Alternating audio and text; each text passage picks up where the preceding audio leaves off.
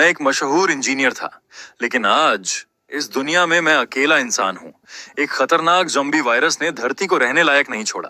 इंसानियत को बचाने के लिए मैंने ही मार्स मिशन का प्लान बनाया और सब लोग चले गए, लेकिन मेरी गर्लफ्रेंड के धोखे की वजह से मैं यहीं रह गया। सब लोग नई दुनिया में पहुंच गए और मैं इस खाली धरती पर अकेला। तभी मेरे सामने एक सिस्टम एक्टिवेट होता है। Welcome last human. Doomsday system activated. अब इस पूरी दुनिया में सिर्फ मैं और मेरा ओवर पावर्ड सिस्टम बचे हैं। अब पूरी धरती मेरे कंट्रोल में होगी और बाकी सब बस देखते रह जाएंगे। क्या ये मेरी कहानी का अंत है या फिर यहीं से होगी असली शुरुआत? This is not the end, this is just the beginning. Series की शुरुआत में हम देखते हैं साल 2036 का एक dark end of the world type scene, जहां पूरी धरती बर्बाद हो चुकी है। चारों तरफ ज़ॉम्बी चीख रहे हैं, लोग जान बचाने के लिए भाग रहे हैं और इस उजड़े हुए प्लेनेट का नाम है ब्लू स्टार, जो अब इंसानों के रहने लायक नहीं बचा है, पूरी तरह ज़ॉम्बी अटैक के नीचे जा चुका है। ऐसे में दो बड़ी ऑर्गेनाइजेशन के टू कंट्री और सोमा ग्रुप एक लास्ट होप के तौर पर मार्स जाने की प्लानिंग करते हैं। रॉकेट लॉन्च किया जाता है ताकि किसी तरह ह्यूमन एग्जिस्टेंस बच सके। उसी वक्त मैं जान बचाते हुए रॉकेट की तरफ भाग रहा होता हूँ और चिल्ला रहा हूँ, रुको मेरे लिए रुको, मैं अभी तक शिप में एंटर नहीं हुआ। तभी अचानक सोमा ग्रुप के चेयरमैन का बेटा और मेरी गर्लफ्रेंड शिप से बाहर आते हैं। मुझे लगता है वे मुझे बचाने आए हैं, लेकिन प्लॉट ट्विस्ट, मेरी ही गर्लफ्रेंड मुझे धोखा देकर जोर से किक मारती है और मैं शिप से नीचे गिर जाता हूँ। मैं बस खामोशी से उन दोनों को देखता रह जाता हूँ, जैसे मेरा दिल भी उसी पल क्रैश हो गया हो। चेयरमैन का बेटा स्मर्क करते हुए पूछता है, ये तुम्हारा बॉयफ्रेंड था क्या? और फिर खुद ही बोलता है ओह, वो तो एक एकेडमिशियन था, लेकिन बहुत ज्यादा एरोगेंट भी था। मेरी गर्लफ्रेंड हंसते हुए कहती है, तुमने सच में सोचा था कि हम तुम्हें मार्स ले जाएंगे? Thank you for help. अब तुम यहीं इस डूम्ड वर्ल्ड में सरवाइव करो। और दोनों हंसते हुए शिप में वापस चले जाते हैं और देखते ही देखते आखिरी रॉकेट भी ब्लू स्टार को छोड़ देता है। मैं आसमान की तरफ देखकर कहता हूँ, तो क्या मैं इस प्लेनेट का लास्ट इंसान हूँ? तभी अचानक मुझ पर बिजली गिरती है, पूरा बॉडी शॉक में चला जाता है और एक डिजिटल वॉइस गूंजती है, doomsday boss system successfully bonded. मैं कंफ्यूज होकर चारों तरफ देखता हूँ। तभी सिस्टम फिर बोलता है, आपका मेन टास्क है एस क्लास ज़ॉम्बीज को टेम करना। आप 3 एस क्लास और 50 स्टैंडर्ड ज़ॉम्बीज को कंट्रोल कर सकते हैं। आपको बेसिक फूड और वेजिटेबल पैकेज दिया जा रहा है। अब एक डूम्सडे फार्म क्रिएट करें। मैं सोचता हूँ, नेमली क्या सच में ये मेरा गेम स्टार्ट हो चुका है? तभी सामने एक बड़ा डरावना ज़ॉम्बी मुझे घूर रहा होता है। मैं हल्का सा स्माइल करता हूँ और कहता हूँ, ए लगता है तू ही मेरा फर्स्ट एम्प्लॉय है। ज़ॉम्बी मुझ पर अटैक करता है, लेकिन मैं सिस्टम की पावर यूज करके उसे टेम कर लेता हूँ और अचानक वही ज़ॉम्बी शांत होकर झुकता है और बोलता है, थैंक यू बॉस। और मैं सोचता हूँ अब गेम पलटने वाला है। कट टू मार्स, जहाँ सोमा ग्रुप का बेटा लोगों के सामने स्पीच दे रहा है। लोग भूखे, थके हुए और फ्रस्ट्रेटेड हैं। एक आदमी बोलता है, मैं 3 महीने से कॉकरोच केक खा रहा हूँ, अब तो टेस्ट भी भूल गया हूँ। एक माँ रोते हुए कहती है, हम यहाँ कब तक ऐसे रहेंगे? और एक और आदमी कहता है, का आइए सवाल, क्या हम सच में ब्लू स्टार से बेहतर जगह पर हैं? मेरी एक्स गर्लफ्रेंड एटीट्यूड में कहती है, ये सब यूजलेस लोग बस खाने के पीछे पड़े रहते हैं, कम से कम यहाँ उन्हें कुछ तो मिल रहा है। चेयरमैन का बेटा ठंडे लहजे में कहता है, अगले महीने से जो भी मिसबिहेव करेगा उसे माइनिंग सेक्टर भेजा जाएगा, जहाँ सर्वाइवल चांस 0 है। और मेरी एक्स हल्की हंसी हंसती है, जैसे ये सब उसके लिए एक शो हो। फिर वो स्पीच देने आ गया था। हेलो सिटीजन, मुझे पता है आपको यहाँ बहुत प्रॉब्लम्स फेस करनी पड़ रही हैं, ना सही खाना, ना सही नींद, ना कोई फ्रीडम, लेकिन एक बात सोचिए, आपको सेकंड लाइफ मिला है सिर्फ मिस्टर सोमा की वजह से। अगर मैं अभी आपको ब्लू स्टार का लाइव फीड दिखाऊं तो वहाँ सिर्फ डेथ ऑन ज़ॉम्बीज हैं। कोई इंसान नहीं बचा, लेकिन हम यहाँ अभी भी जिंदा हैं और ये हमारी अचीवमेंट है। लोग कंफ्यूज हैं, ये सच है या बस मैनिपुलेशन?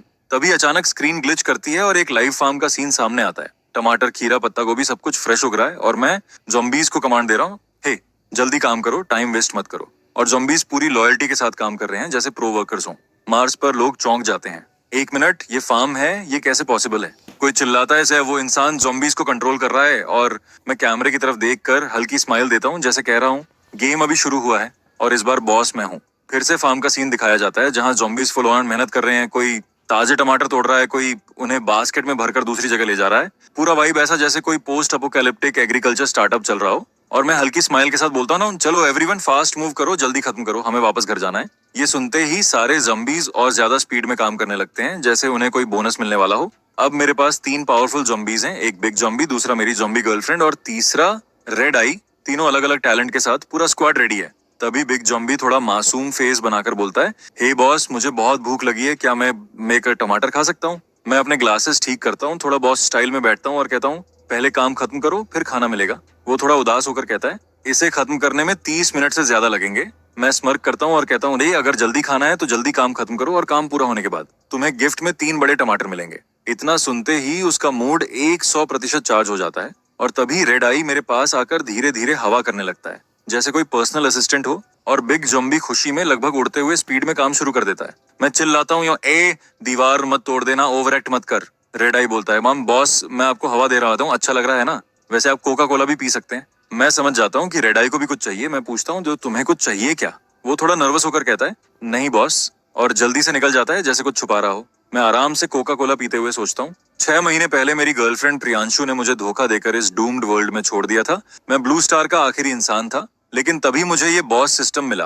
किसे पता था कि मेरी लाइफ इतना हार्ड ट्विस्ट लेगी। अब मेरे पास सबसे स्ट्रॉन्ग जॉम्बीज हैं, इंटेलिजेंट जॉम्बीज हैं, और एक जॉम्बी गर्लफ्रेंड भी है। सच कहूं तो सिस्टम ने मुझे एकदम प्रीमियम स्टार्टिंग पैक दे दिया, जिसकी वजह से मैंने अपना खुद का एक बेसिक फार्म सेट कर लिया है। अब मेरे पास खाना है, पानी है, रहने की जगह है, और साथ में एक अजीब लेकिन वफादार टीम भी है। और हाँ, एक गर्लफ्रेंड भी, चाहे वो ज़ॉम्बी ही क्यों ना हो। तो सर्वाइवल के लिए और क्या चाहिए? ईमानदारी से बोलूं तो मेरी लाइफ अब अपोकैलिप्स से पहले से भी ज्यादा स्टेबल लग रही है। लेकिन एक मेजर प्रॉब्लम है, मेरे सिस्टम को अपग्रेड करने के लिए शॉक पॉइंट्स चाहिए, और इस पूरी दुनिया में अगर मैं ही आखिरी इंसान हूँ तो मैं शॉक किसे दूं?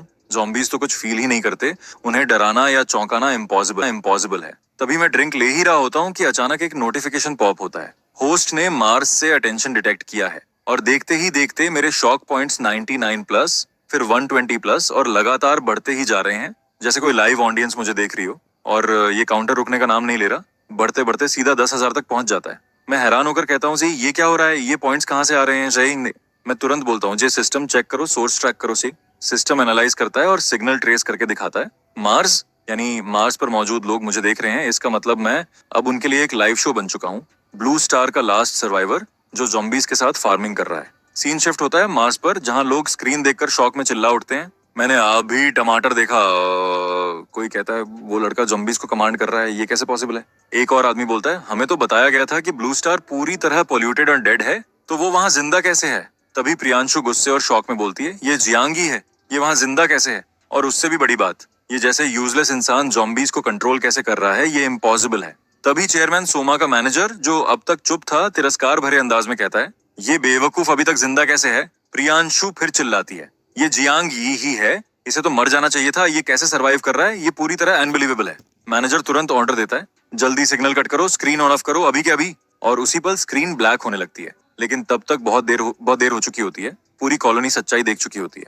तभी स्क्रीन ऑफ हो जाती है और माहौल अचानक टेंशन से भर जाता है। मैनेजर तुरंत प्रियांशु की तरफ मुड़कर कहता है, प्रियांशु, ये न्यूज फैलने से पहले हमें इसे चेयरमैन सोमा तक पहुंचाना होगा। उसकी आवाज में घबराहट साफ दिख रही होती है, जैसे मामला अब उनके कंट्रोल से बाहर जा सकता है। सीन शिफ्ट होता है, दो मजदूर आपस में धीरे धीरे बात कर रहे हैं। एक कहता है, क्या तुमने सुना, ब्लू स्टार पर अभी भी एक इंसान जिंदा है और वो ज़ॉम्बीज को कमांड कर रहा है? दूसरा थोड़ा डाउट में बोलता है, तुम्हें लगता है ये सच है? पहला जवाब देता है, मेरे रिश्तेदार ने खुद वो वीडियो देखा है। और दोनों के चेहरे पर डर और उम्मीद का अजीब सा मिक्स दिखाई देता है। अगला सीन, एक छोटा लड़का अपनी माँ से पूछता है, माँ क्या सच में ब्लू स्टार पर कोई जिंदा है और उसके पास इतना सारा खाना भी है? माँ तुरंत कहती है, इन फेक बातों पर ध्यान मत दो, ये सब अफवाह है, ऐसा कभी नहीं हो सकता। लेकिन लड़का मासूमियत से बोलता है, लेकिन माँ यहाँ का खाना तो बहुत खराब है। उसकी आवाज में भूख और निराशा साफ झलकती है। फिर सीन कट होता है चेयरमैन सोमा के लग्जरी बिल्डिंग पर, एकदम हाई टेक फ्यूचरिस्टिक, जहां सब कुछ परफेक्ट दिखता है लेकिन अंदर का सच अलग है। अब कैमरा मूव करता है मिस्टर सोमा की तरफ, जो हल्की हंसी के साथ कहते हैं, तुम लोग सच में ये सब मान रहे हो? मुझे तो यकीन ही नहीं होता कि ब्लू स्टार पर कोई जिंदा है और वो वहां फार्मिंग कर रहा है। प्रियांशु तुरंत जवाब देती है, ये झूठ नहीं है, हमने अपनी आंखों से देखा है। और फिर वो सच बताती है, वो कोई आम इंसान नहीं है, वो जियान यांग है, वही लड़का जो पहले डाशिया प्रोग्राम का हिस्सा था, जिसने मार्स मिशन में मदद की थी। ये सुनकर मिस्टर सोमा को कुछ याद आता है। वो हंसते हुए कहते हैं, ओह, तो वो वही लूजर लड़का है जिसके पास कोई खास पावर नहीं थी। फिर मजाक उड़ाते हुए कहते हैं, कोई बात नहीं, वहां ना अच्छा खाना है ना पानी, वो ज्यादा दिन जिंदा नहीं रहेगा, और ब्लू स्टार पर खेती करना इम्पॉसिबल है। प्रियांशु थोड़ा गुस्से में कहती है, तो आप कह रहे हैं जो हमने देखा वो सब झूठ है? मिस्टर सोमा ठंडे दिमाग से जवाब देते हैं, सोचो, अगर तुम वहां होते तो तुम भी ऐसा ही करते, कुछ भी करके हमारा ध्यान खींचने की कोशिश, ताकि हम मदद करें। मैनेजर भी सपोर्ट करता है, हाँ मुझे भी यही लगता है, उसके पास कुछ नहीं है, वो बस दिखावा कर रहा है। प्रियांशु घमंड से कहती है, मैं जानती थी जियान यांग कभी ग्रो नहीं कर सकता, वो हमेशा लूजर ही रहेगा। तभी मिस्टर सोमा कहते हैं, मैं अभी गवर्नमेंट से कांटेक्ट कर रहा हूँ और ब्रॉडकास्ट परमिशन लूंगा, ताकि पूरी दुनिया देख सके कि असल में ब्लू स्टार पर क्या हो रहा है, और मैं हर हाल में जियान यांग की सच्चाई एक्सपोज करूंगा। फिर वो कहते हैं, मैं अभी ज्वाइंट कमेटी को एप्लीकेशन भेज रहा हूँ, वे हमें ब्रॉडकास्ट की परमिशन दे देंगे। मैनेजर तुरंत कहता है, thank you boss, call cut होते ही वो प्रियांशु से कहता है, चलो हमें अभी काम शुरू करना होगा। तभी सीन फिर शिफ्ट होता है ब्लू स्टार पर, जहां मेरा फार्म अब और भी बड़ा और एक्टिव दिख रहा है। सारे ज़ॉम्बीज काम में लगे हुए हैं, टमाटर, तरबूज, खीरा, सब कुछ उगाया जा रहा है। पूरा एरिया जैसे एक ग्रीन ओएसिस बन चुका है इस डेड वर्ल्ड में। मैं ताली बजाकर बोलता हूँ, चलो सब लोग, खाने का टाइम हो गया है। बिग जम्बी एक्साइट होकर कहता है, फाइनली खाने का टाइम आ गया, अब मैं जमकर खाऊंगा। मैं हंसते हुए कहता हूँ, इतनी जल्दी क्या है, लाइन में खड़े हो जाओ, सबको मिलेगा। और सारे जम्बीज एकदम डिसिप्लिन में लाइन लगाकर खाना लेने लगते हैं, जैसे कोई कैंटीन सीन चल रहा हो। और सब बड़े मजे से खाना खाने लगते हैं। उनके चेहरे पर सेटिस्फैक्शन साफ दिखता है। बिग जम्बी तो फुल स्पीड में खाना खा रहा होता है, जैसे उसने महीनों से कुछ खाया ही ना हो। तभी मैं देखता हूँ रेड आई चुपके से एक टमाटर छुपाने की कोशिश कर रहा है। मैं तुरंत पकड़ लेता हूँ और कहता हूँ, अगर ऐसा किया तो खाना नहीं मिलेगा, क्या समझे? रेड आई तुरंत सिर पकड़कर माफी मांगने लगता है। सॉरी बॉस, अब कभी नहीं करूंगा।